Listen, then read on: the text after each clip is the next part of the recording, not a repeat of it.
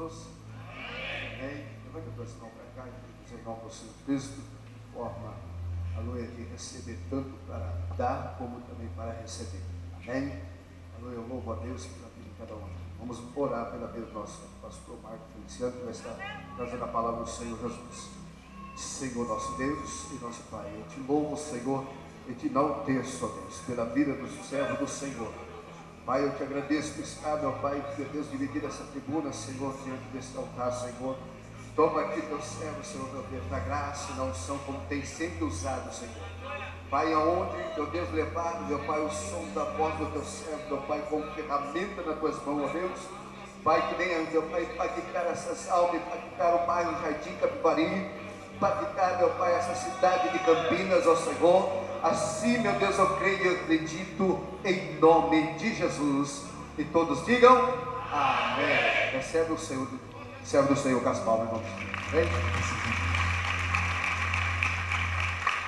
Eu cumprimento os irmãos com a paz do Senhor. Quem está feliz com Jesus hoje? Então encontre uma pessoa bonita do seu lado e dê um sorriso para ela. Ficou difícil, hein? Tem gente que nem vira o pescoço. Se não tiver ninguém bonito aí embaixo, é só olhar aqui para cima então. Mas não é para mim não, é para o pastor Daniel, né? Ou para a pastora Luciana. Ela, esposa, o senhor orou bastante, né? A senhora não orou nada. É brincadeira, brincadeira. Casal muito simpático.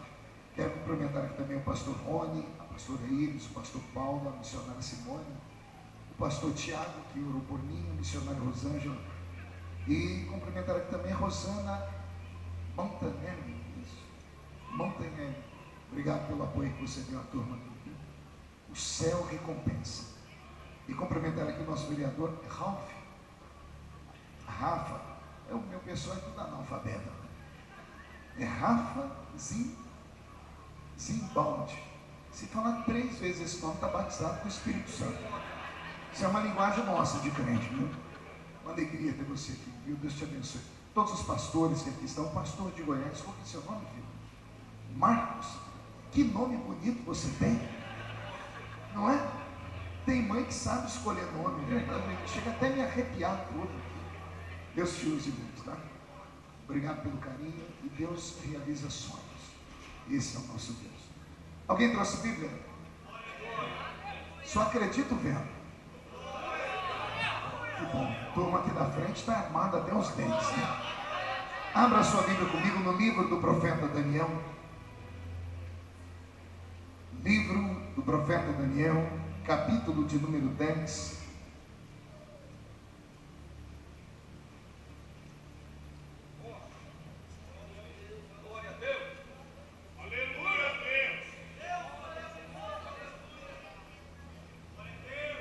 Daniel, capítulo de número 10.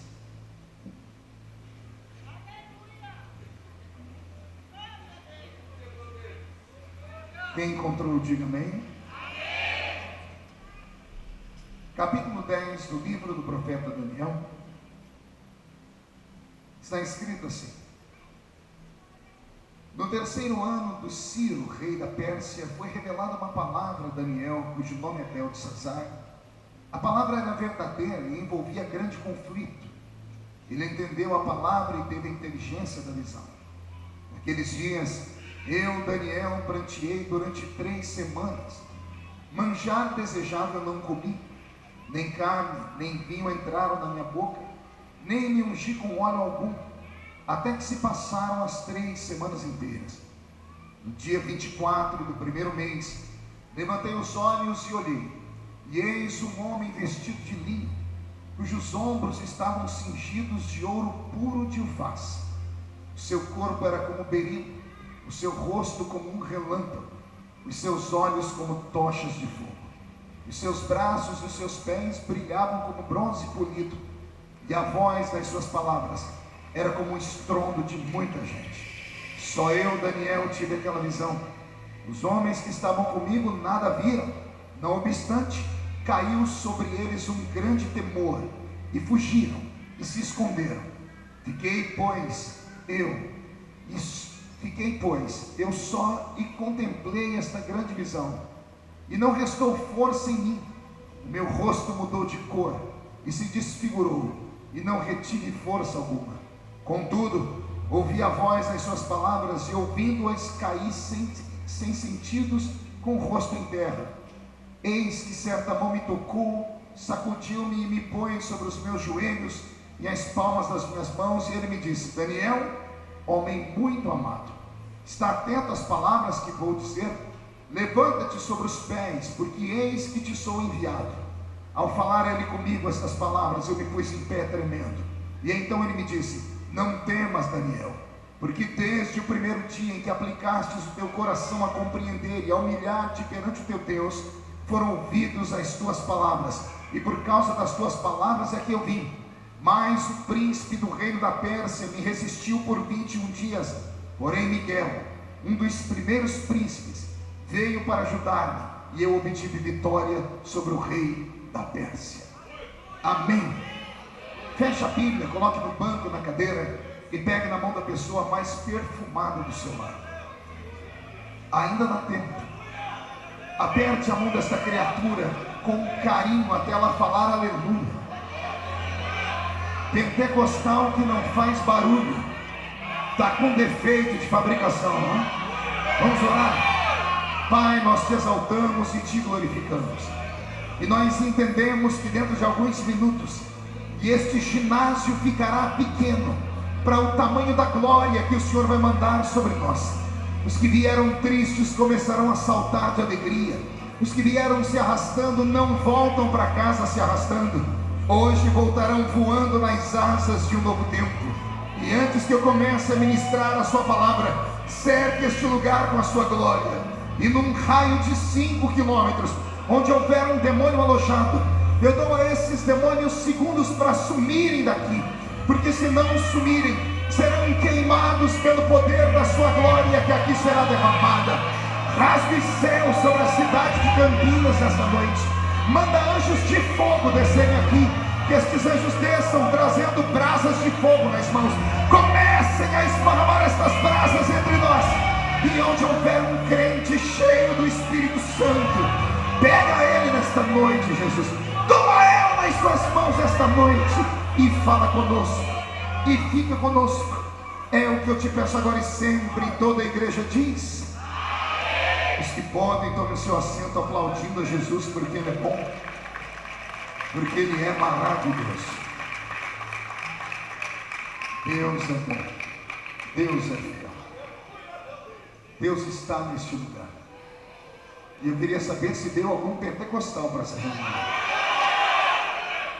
Então olhe para o seu irmão e diga: por favor, não se mexa, não masque chiclete, não se levante, a não ser que seja uma diarreia. Aí sai correndo. Fora isso, fique comigo aqui, porque eu tenho algo do coração de Deus para entregar para o seu coração nessa noite. Quantos estão com sede de ouvir a palavra de Deus aqui? Que maravilha. Eu prometo que não vou demorar muito, só que também prometo que só entrego o microfone depois que eu falar tudo que Jesus colocou no meu coração.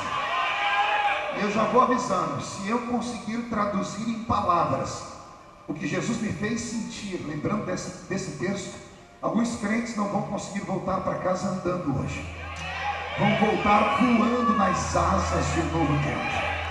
Quem crê nisso, dá mais um grito daquele tamanho, por favor. Que maravilha. Queridos, eu prego o Evangelho de Jesus Cristo desde criança. Eu tinha 13 anos de idade quando agarrei o microfone como esse para pregar pela primeira vez. A bem na verdade, o microfone não era moderno como esse. Era ligado numa caixa de som, uma caixa de som ligada numa bateria de carro, porque nós não tínhamos energia elétrica. E eu falava aleluia, os irmãos entendiam glória a Deus. Pensa numa luta. Mas desde criança até os dias de hoje, e hoje eu tenho 45 anos, sei que estou com cara de 50 e o corpinho é de 60. E o irmão ali confirmou, dizendo a verdade. Nem para me ajudar. Eu falei: não, pastor, é impressão sua, mas é bom ser sincero. Mas desde criança até os dias de hoje, eu não trago na minha memória, pastor, a lembrança de um culto que Jesus tenha faltado à reunião. Ó, meia dúzia entenderam. Eu vou tentar falar de um jeito que todo mundo entende, Rod. Eu quis dizer que desde criança até os dias de hoje, eu não me lembro de um culto que Jesus tenha sequer chegado atrasado à reunião. Às vezes, nobre vereador, por motivo de força maior, somos obrigados a chegar no culto depois que ele começa. Às vezes, somos obrigados a ir embora antes do culto terminar. Mas Jesus nunca fez isso. Ele sempre chega quando o primeiro crente chega. E ele só vai embora quando o último crente vai embora. Isso quando ele não encontra aqueles crentes maluquinhos, que eu não sei se tem aqui em Campinas, que amam emendar o culto numa vigília. Porque se ele achar os vigilheiros, ele fica com eles até o sol raiar. Tudo isso porque ele deixou na sua palavra uma promessa. Ele disse: esta é a minha igreja, e as portas do inferno não prevalecerão contra ela. Quem pertence a esta igreja viva e poderosa? Que maravilha! Então eu te peço agora que me empreste um pouquinho da sua paciência, do seu coração e da sua mente. Pastor Roberto, mude a música. Eu abri a Bíblia num texto que não é fácil de ser interpretado. Eu abri a Bíblia no livro do profeta Daniel. Daniel é considerado o João do Velho Testamento. O João que escreveu o Apocalipse do Novo. Daniel é considerado o João do Velho Testamento. O livro de Daniel é o livro do Apocalipse do Velho Testamento. Tanto é que há paralelos entre o Daniel e o livro de Apocalipse. Faltar-me tempo aqui para dar um estudo bíblico sobre o livro de Daniel. Quem sabe Deus prepara uma outra oportunidade. Mas o Senhor trouxe ao meu coração o capítulo 10 do livro. E o capítulo 10 do livro de Daniel fala algumas coisas que somente homens e mulheres que não são normais são capazes de aceitar e entender. As pessoas que são normais demais não conseguem compreender a altura, a profundidade, a largura do tamanho da revelação que há no capítulo 10 do livro do profeta Daniel. O profeta Daniel foi um dos homens mais inteligentes que o mundo conheceu. Ao lado dele, na Bíblia Sagrada, existe somente mais dois em tamanho de inteligência. E isso dito pela boca do próprio Deus, do próprio Cristo. Havia Daniel, Salomão e Lúcifer. Os três seres mais sábios que o mundo conheceu. Pastor e Jesus. Jesus é o Criador. Não dá para comparar ele com a sua criatura. Ele é a sabedoria encarnada. Ele é a própria palavra. No princípio era a palavra estava com Deus, e a palavra era Deus, e tudo que foi feito por meio dele, e sem ele nada que foi feito se fez. Ele é a sabedoria.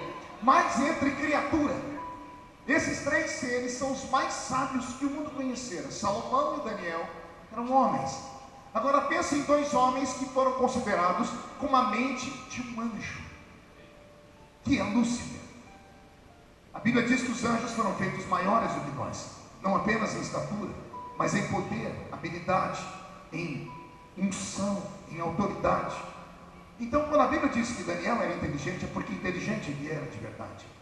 Ele não era apenas inteligente, ele era crente. E era crente com C maiúsculo. Era um moço que saiu da sua pátria preso. Foi deportado para um outro país. Foi levado para um país pagão, lá na Mesopotâmia antiga. Foi colocado entre uma leva de homens e mulheres que receberam grilhões nos braços e nos pés. Os seus pais foram assassinados. O seu povo foi escravizado. O seu Deus foi vilipendiado. O santuário do seu Deus foi queimado. Ele teria todos os motivos do mundo para dizer assim: Deus não existe. Ele teria todo o motivo do mundo para dizer assim: eu vou abandonar o Deus de Israel porque ele não pôde defender nem o seu povo. Eu vou adorar um desses deuses aqui de Babilônia, Baal, Astarote, Azera, Marduk, os deuses antigos. Mas não, ele permaneceu fiel, mesmo preso. E quando colocaram ele em uma certa corte, e ele percebeu como era o ritual da corte, que todos os alimentos eram consagrados aos ídolos, ele fez um voto no coração, dizendo que não comeria nada que não fosse consagrado a Deus. E por um longo tempo ele comeu apenas legumes. E os homens que prenderam Daniel olhavam para ele dizendo assim: se você só comer legumes e for colocado nos trabalhos pesados, você vai ficar debilitado e vai acabar morrendo. Mas não é que passado o tempo foram olhar para Daniel e olha que ele não comia proteínas, ele só comia os legumes e ele estava mais vigoroso, mais bonito, mais forte do que os outros. Conceberam então a ideia de que ele seria um homem diferente. O pastor de Goiás nos trouxe aqui uma visão de Daniel, falando dos seus feitos, falando de como ele foi um grande homem no tempo de muitos reis. Daniel alcançou um status que poucos seres humanos alcançaram. Mas no capítulo 10 do livro dele, ele já é um homem extremamente importante, habilidoso na vida pública, na política. E ele está na beira de um rio, possivelmente o rio Hidekel, ou Hidekel, um rio que cercava a Babilônia. E ele está ali porque Babilônia está com uma construção, um aqueduto. Vão tentar levar água para dentro da cidade. E Daniel, usando a sua inteligência, também como engenheiro, começa a criar as fórmulas. E ele está ali com os seus secretários. Há um mapa na frente dele, há um desenho, há a planta, ele está desenhando, ele vai dizendo assim, vai acontecer aqui, aqui. E de repente, do nada, o mundo invisível se faz visível diante de Daniel. Preste atenção em mim, isso aqui é muito forte. Daniel estava em um mundo visível, um mundo material. E a Bíblia diz que de repente, o mundo invisível saltou para dentro do mundo visível. O que era invisível começou a ser visto. Interessante que Daniel, quando teve a visão, é ele quem diz: eu caí como morto no chão. Ele ouviu uma voz. Os homens que estavam perto dele, os secretários dele, ouviram a voz também. Não tiveram visão, mas sentiram tudo e saíram correndo. Daniel ficou caído no chão. E é ele quem apresenta o homem que vai chegando perto dele. E quando eu olhei, eu vi aquele homem gigante, com o rosto assim, com o cabelo assim, com a roupa assim.